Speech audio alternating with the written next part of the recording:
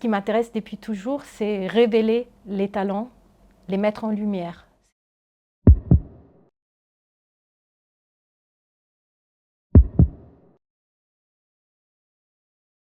Bonjour Margarita, peux-tu te présenter en 2-3 minutes? Bonjour Frédéric, je m'appelle Margherita Balzerani. Je suis directrice de Louvre-Lens Ballet, mais également commissaire d'exposition et critique d'art. Depuis plus de 20 ans, je suis engagée dans la mise en avant des talents créatifs, que ce soit des designers, quand j'ai dirigé Lille Design, des artisans d'art, quand j'ai dirigé l'Institut des métiers d'art et du patrimoine, mais aussi les mangakas, parce que j'ai dirigé une école de manga. Et j'avais rencontré aussi, au départ de ma carrière, les artistes contemporains au Palais de Tokyo. Alors aujourd'hui, tu es directrice du Louvre-Lens Vallée.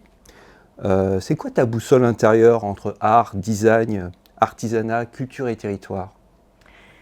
C'est une très bonne question parce que je suis installée dans ce que je considère un petit peu un lieu, le lieu des possibles, où tous les possibles créatifs prennent vie. C'est comme ça que j'aime bien le définir, cette sorte de laboratoire d'hybridation de toutes ces disciplines. Et ce lieu, qui à la base est né comme un incubateur et qui est né tout de suite après l'arrivée du Louvre-Lens, le musée, en 2012, a été amené sur le territoire véritablement pour accompagner ce désir d'inventer, de créer, d'entreprendre.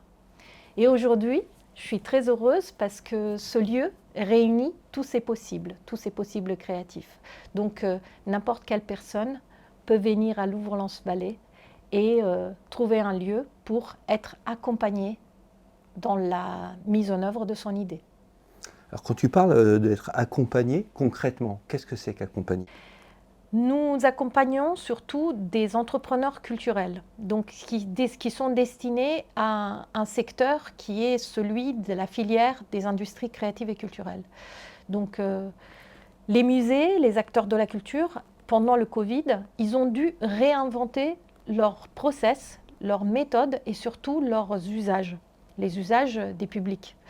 Donc je te fais un exemple très concret, comment pendant le Covid on pouvait acheter un ticket, donc digitalisation de l'offre, comment on pouvait visiter les musées à distance, préparer sa visite, et comment on pouvait savoir exactement combien de trajets on allait entreprendre pour pouvoir arriver jusqu'à cette offre, mais surtout la question de la médiation, médiation numérique, médiation humaine. Donc tu vois que dans le Covid, ces structures ont dû complètement, elles ont été bousculées, parce qu'à l'époque, on ne pouvait pas, ce qui nous a manqué le plus, c'était justement ce rapport, cette relation avec la culture et les biens culturels. Et ils ont dû se réinventer. Et nous, on est là, justement, à la fois pour accompagner les acteurs de la culture, les musées et le spectacle vivant, mais pas que, surtout trouver des solutions à ces nouveaux usages. D'accord. Le Louvre-Lens Vallée est positionné entre art et innovation culturelle.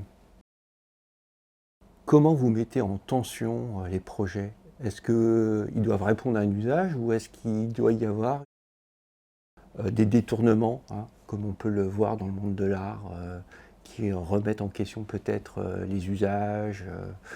Comment on produit des projets innovants dans les industries culturelles? L'innovation qui ne doit pas forcément être technologique, parce que ça peut être une innovation d'usage et une innovation sociale. C'est-à-dire que ça peut concerner aussi juste une question d'usage.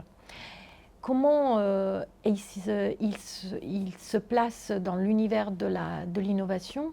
Pour moi, l'innovation, c'est une invention, c'est un service ou un produit qui n'existait pas auparavant et qui répond à un besoin.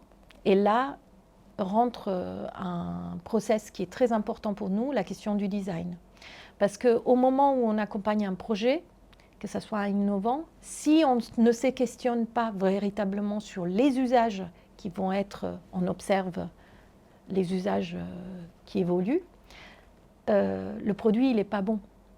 Et j'ai à cœur de te faire un exemple sur cette exposition très belle sous l'innovation qui a lieu actuellement au Musée des Arts et Métiers à Paris, qui s'appelle FLOP, sur toutes ces flops de l'innovation, qui ont montré que en fait, cette question des usages n'avait pas été questionnée.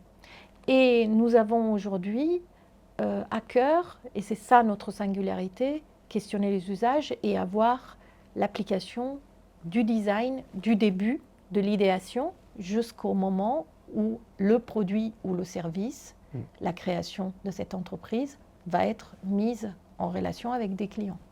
Très bien. À quel moment faut dire non à un porteur de projet quand tu sens que son idée ou son projet, même si les porteurs de sens ne rencontrent pas le marché?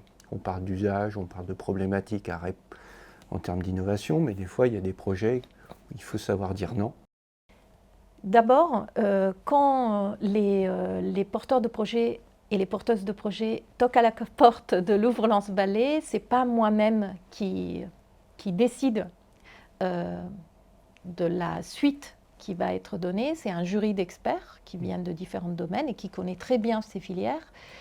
Et ce jury d'experts juge, tu parles de porteurs de valeur, j'ai envie de te dire qu'il y a des projets sur lesquels, au premier abord, on n'était pas forcément convaincus, mais nous sommes là aussi pour faire le pas de côté, pour faire la bascule sur des marchés qui étaient au départ peut-être pas identifiés par le porteur de projet.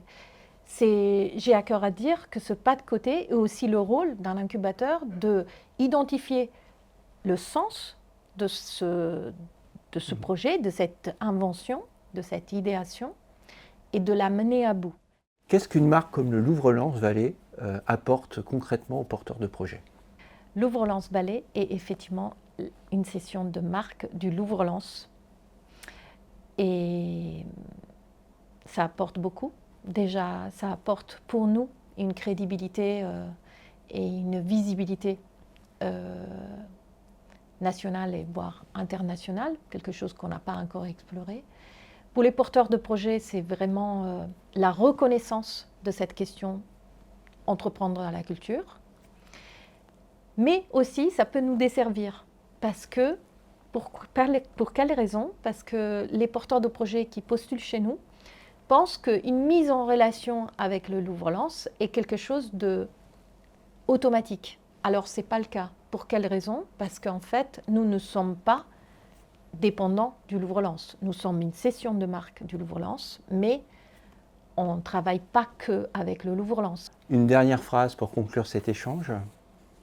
Une dernière phrase qui est liée à Human Arts Creative.